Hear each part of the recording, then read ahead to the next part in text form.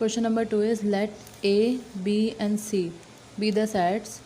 Show that A union B union C equals to A union B bracket union C. तो हमें इन दोनों sides को solve करना है और दोनों को बराबर इक्वल प्रूफ करना है। तो सबसे पहले हम A, B और C जो साइड दिए हुए हैं उनकी वैल्यूज़ कंसीडर करेंगे। सो लेट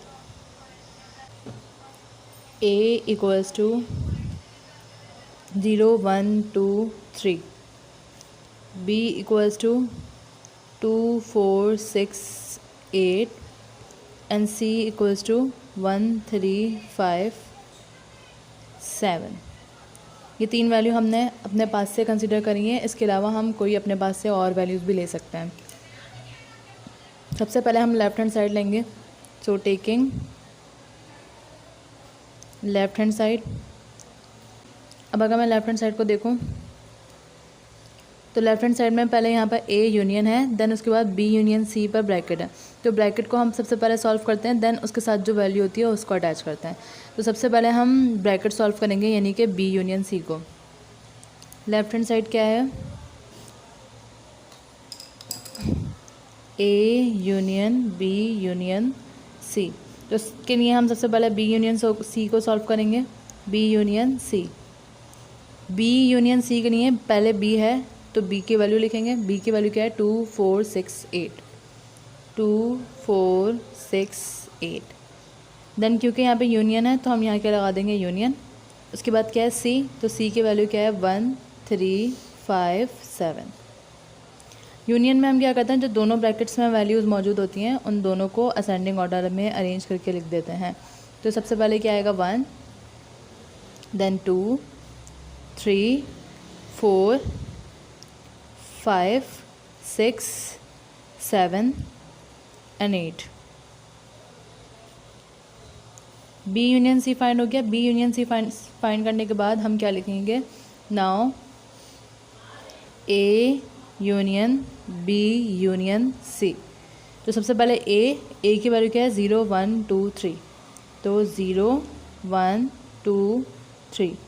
उसके बाद यूनियन बी यूनियन सी की वैल्यू क्या आई है 1 2 3 4 5 6 7 8, 1 2 3 4 5 6 7 and 8। यूनियन में हम क्या करते हैं, जो दोनों ब्रैकेट में वैल्यू होती हैं उन दोनों को असेंडिंग ऑर्डर में अरेंज करके लिखते हैं। यहाँ पर सेम एज इट इज़ आया ए यूनियन बी यूनियन सी।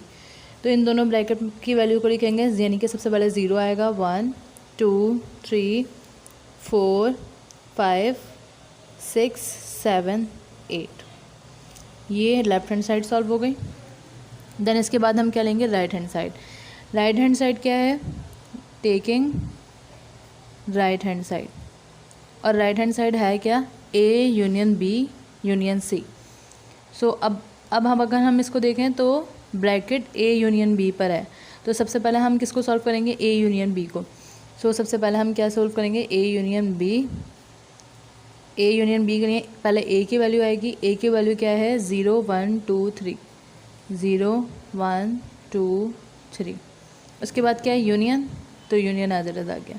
उसके बाद बी की वैल्यू क्या है 2 4 6 8, 2 4 6 8। ए यूनियन बी है तो यूनियन में हम क्या करते हैं, जो दोनों ब्रैकेट में वैल्यू होती हैं उन दोनों को लिखते हैं असेंडिंग ऑर्डर में। तो सबसे पहले क्या आ जाएगा 0 1 2 3 4 5 दोनों में नहीं है तो हम नहीं लिखेंगे। उसके बाद 6 7 दोनों में नहीं है तो नहीं लिखेंगे, 8। Then A union B find करने के बाद यहाँ पे ए यूनियन बी के साथ क्या है, यूनियन सी। तो ए यूनियन बी के साथ क्या है, यूनियन सी।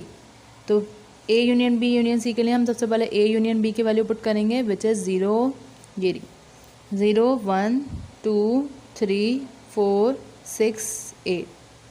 उसके बाद क्या है यूनियन सी। तो यूनियन सी की वैल्यू क्या है 1 3 5 7, 1 3 5 7। So A union B union C क्या आ जाएगी वैल्यू, इन दोनों वैल्यू को जब मैं असेंडिंग ऑर्डर में अरेंज करूँगी तो सबसे पहले 0, देन 1 2 3 4 5 इसमें है। उसके बाद 6 7 8, दोनों में से किसी एक ब्रैकेट में भी होगी तो हम वो वैल्यू लिखेंगे। अब अगर मैं नोट करूँ, लेफ्ट हैंड साइड सॉल्व करने से आंसर आता है 0 1 2 3 4 5 6 7 8, और राइट हैंड साइड से भी सेम आंसर आ रहा है 0 1 2 3 4 5 6 7 8। तो हम इधर क्या लिखेंगे, hence A union B union C बराबर किसके आ रहा है, A union B bracket union C, दोनों बराबर आ रहे हैं। प्रूव, हमें यही प्रूव करना था क्वेश्चन में। Question number 3 is the universal set is the set of integers from 1 to 30। यानी यूनिवर्सल सेट हमारे पास एक ऐसा सेट है जो इंटीजर्स हैं कहाँ से कहाँ तक, 1 से लेकर 30 तक। इंक्लूसिव का मतलब ये कि 30 भी इंक्लूड होगा।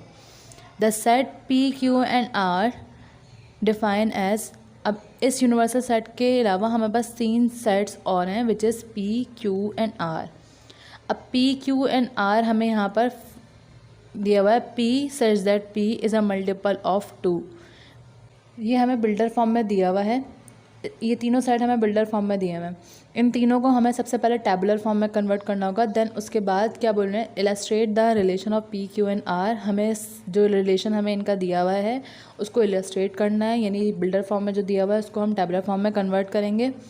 देन उसके बाद हमें क्या बोलना है, illustrate the relation of P Q and R। हमें P Q और R का रिलेशन बताना है इन अ वेन डायग्राम के through, and mark the numbers in each reason. और उस वेन डायग्राम में हमें हर रीजन में नंबर्स, जो इनके नंबर्स हैं उनको मेंशन करना होगा। तो सबसे पहले हम क्या करेंगे, यूनिवर्सल सेट जो हमें दिया हुआ है, यूनिवर्सल सेट की क्या वैल्यू दी हुई है, इंटीजर्स 1 to 30। तो इंटीजर्स 1 से लेकर 30 तक, 1 2 3 4 30 तक। देन इसके बाद हमें क्या बोला है, P एक ऐसा सेट है जो कि मल्टीपल ऑफ 2 है। तो क्योंकि यूनिवर्सल सेट 30 तक है तो हमें मल्टीपल ऑफ 2 भी हम कहाँ तक के ही लिखेंगे, सिर्फ 30 तक ही लिखेंगे। तो P ऐसा सेट है जो मल्टीपल ऑफ 2 है, तो इसका मतलब क्या हुआ, 2 4 6 8 10 12 14 16 18 20 22 24 26 28 and then 30। देन इसके बाद Q is a multiple of 3। Q एक ऐसा सेट है जो मल्टीपल ऑफ 3 है। तो 3 6 यानी 3 का table, 3 6 9 12 15 18 21 24 27 and then 30। R is a set of such that R के सेट में क्या बोलना है, मल्टीपल ऑफ 9। तो मल्टीपल ऑफ 9 का मतलब क्या हुआ, 9 का टेबल 9 18 देन 27 के बाद, क्योंकि 9 1 ज़ा 9 9 2 ज़ा 18 9 3 ज़ा 27 9 4 ज़ा 36 आ जाता है। तो 36 ग्रेटर दैन 30 हो जाता है, दैट इज़ वाई 27 पर हम सेट को ख़त्म कर देंगे। इसके बाद हमें क्या करना है, वेन डायग्राम बनानी है और P Q R का रिलेशन बनाना है उस डायग्राम में। तो इसके लिए वेन डायग्राम के लिए हम क्या करते हैं, पहले एक रेक्टेंगल बनाते हैं इस तरह से। रेक्टेंगल ड्रॉ हो गया, इस तरह हमने रेक्टेंगल बना लिया। अब इस रेक्टेंगल के अंदर, क्योंकि हमारे पास U के अंदर 3 सबसेट दिए हुए हैं which is P Q and R, तो हम इधर इस रेक्टेंगल के अंदर 3 सर्कल ड्रॉ करेंगे। इस तरह हमने 3 सर्कल ड्रॉ कर दिए। अब ये जो हमने इस रेक्टेंगल बनाया था, ये इसको हम क्या बोल देंगे, ये यूनिवर्सल सेट है। एक सर्कल को हम P, एक को Q और एक R। देन इसके बाद अगर मैं नोट करूँ, ये दोनों P और Q आपस में कहाँ मिल रहे हैं, ये दोनों इनका सेम एरिया है, सही। तो P और Q के अंदर जितने भी सेम एलिमेंट्स हैं वो हम यहाँ फिल कर देंगे। इसी तरह Q और R में देखूँ तो उनका सेम एरिया ये वाला है, और अगर P और R में देखूँ तो P और R का सेम एरिया ये वाला है। एक और चीज़ यहाँ पर, अब ये जो एरिया बच रहा है उसमें P भी आ रहा है, Q भी आ रहा है और R भी आ रहा है। तो सबसे पहले हम इसको फिल करेंगे कि ऐसा नंबर जो P में भी हो और Q में भी हो और R में भी हो। तो हम इनके सेट की तरफ देखेंगे। इन P का सेट ये है, Q का सेट ये है और R का सेट ये है। तो इन तीनों में कौन सा नंबर कॉमन है? तो 18 इसमें भी है, 18 इसमें भी है, इसमें भी है और 18 इसमें भी है। तो यहाँ पे क्या फिल हो जाएगा? 18। ठीक है, अब ये तीनों का जो कॉमन एरिया है वो कवर हो गया। देन इसके बाद P और Q, इन दोनों में जो कॉमन है वो क्या है? सिर्फ P और Q में। तो P और Q में क्या कॉमन है? 6 दोनों में है, देन 12 दोनों में है। लिखते जाते हैं हम यहाँ पे 6, 12 और 14 नहीं, 16 भी नहीं, और क्या कॉमन है? 24 कॉमन है इधर ये, और इधर क्या आ जाएगा? कॉमा 24। ठीक है, देन इसके बाद ये वाला एरिया कौन सा था? जो P और R में दोनों में कॉमन हो। तो P और R, P में R में क्या बचा? 9 और 27, जो कि P और R में ना 9 है ना 27 है। तो ये एरिया बिल्कुल खाली रहेगा क्योंकि P और R में कोई भी नंबर जो है कॉमन नहीं आ रहा। देन इसके बाद ये वाला एरिया बचा, ये कौन सा एरिया था? जो कि Q और R दोनों में। तो यहाँ पे क्या बचा हुआ है? 9। तो 9 Q में भी है, दैट मीन्स हम यहाँ 9 लिख सकते हैं, 9 और इसके अलावा 27 दोनों में है, तो 27 भी इधर आ गया, 9, 27। ठीक, अब जो एलिमेंट्स P के बचेंगे इन कॉमन्स वाले एलिमेंट के बाद वो हम यहाँ फिल कर देंगे। जो Q के बचे होंगे वो यहाँ पे और जो R के बचे होंगे वो यहाँ पर। तो सबसे पहले P में क्या बचा हुआ है? 2, 4, 6 हो चुका, 8 बचा हुआ है, 10 हो चुका, नहीं 10 नहीं हुआ तो 10 बच गया। जो सर्कल किए थे मैंने वो हो चुके थे, बाकी जो सर्कल के बगैर हैं यानी 14, 16, 20, 22, 26, 28 एंड 30। दैन इसमें हम Q की रिमेनिंग वैल्यू फिल करेंगे। जो सर्कल की हुई है वो फिल हो चुकी, 27 फिल हो चुका और 9 भी फिल हो चुका। अब जो मैंने सर्कल नहीं करी, मार्क नहीं करी, वो बची यहाँ पर। तो क्या बचा? 3, 12 हो चुका, 15, 21 एंड 30। अब इधर R में क्या बचा? 9 भी हो चुकी है, ये रही, 18 भी हो चुकी और 27 भी। तो 9 R का पोर्शन खाली रहने देंगे। देन अब बचा यूनिवर्सल सेट।